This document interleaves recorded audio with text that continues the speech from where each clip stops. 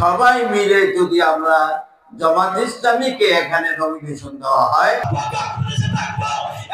ইতিহাস যেই জাতি ভুলে যায়, আবু বকর সিদ্দিক রাদিয়াল্লাহু আনহুর জীবনী থেকে যদি আমরা শিক্ষা নেই, আমাকে বাঁচাইতে পারে এমন কেউ তো নেই।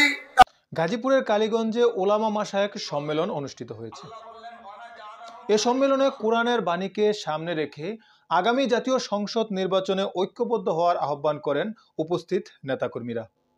শনিবার সকাল ৯টা ৩০ কালীগঞ্জ উপজেলাধীন সরকারি শ্রমিক কলেজ মাঠে উক্ত সম্মেলন অনুষ্ঠিত হয়।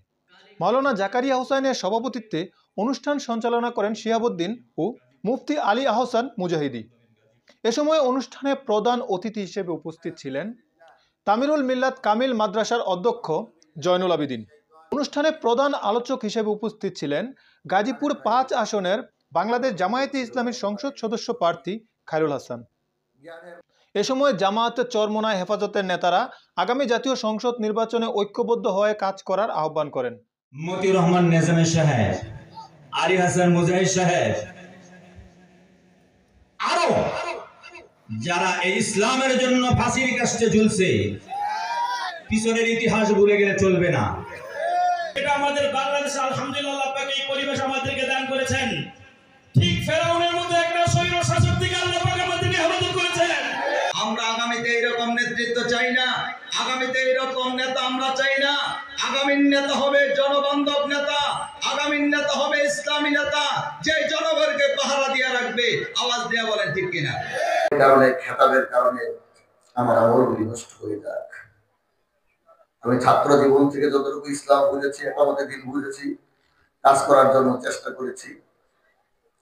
মানবিক দুর্বলতা মানুষ হিসেবে থাকতেই পারে, দুর্বলতার ঊর্ধ্বে আমি নাই। কিন্তু নানা সময়ে মামলা, হামলা, রিমান্ড, জুলুম, নির্যাতন এবং যখন উত্তাল দিনগুলো ছিল, সেই সময়গুলো ঘরে বসে থাকতে পারতাম না। তখন মনের মধ্যে আরো অপরাধ প্রবণতা কাজ করতো। এই বড় মোবাইলটা বাসায় রেখে ছোটরা নিয়ে বের হইতাম, কারণ মনে হইতো যে এটাই হয়তো বা গ্রেফতার হতে পারে, শেষ সময় হতে পারে। সবাই মিলে যদি আমরা জামাত ইসলামীকে এখানে নমিনেশন দেওয়া হয়, আমরা সবাই জামাত ইসলামীর পক্ষেই কাজ করব। যদি অন্য কাউকে দেওয়া হয়, সবাই মিলে আমরা তার পক্ষেই কাজ করবো ইনশাআল্লাহ। দর্শক, এতক্ষণ পর্যন্ত সাথে থাকার জন্য ধন্যবাদ। আমাদের পরবর্তী সংবাদটি পেতে আমাদের সাথেই থাকুন। খোদা হাফেজ।